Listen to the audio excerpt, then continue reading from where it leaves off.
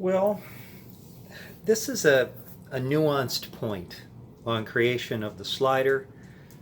Of course, the slider fits on top, in this case, of the Seydel Saxony. What happens is these things start off as blocks of lucite. And then you get to here. But in the process of shaping it, the relationship of the molecules to contiguous molecules changes.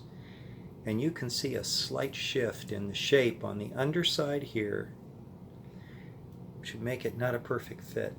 And I think I can show it to you. This is after 2 days of the plastic relaxing.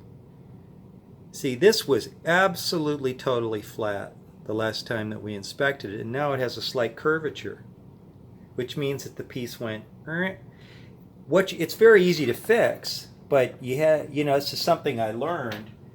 I take here and I go back to this very fine sandpaper. I don't have to seal the harp because it's really not a mess. All I'm going to do is just resand the bottom, pressing right on the hole.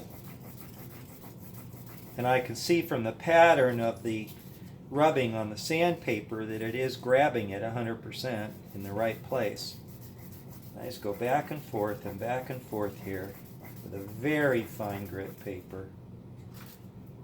Now, when you take a look at it, you'll see it's back to perfectly flat.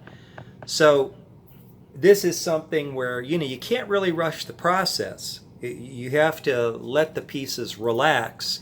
And this is not dissimilar to repair of reeds, where a new reed will go out of adjustment within 48 hours. And Sissy Augustine taught me this. It was a Honer technician, a wonderful, wonderful work, professional technician.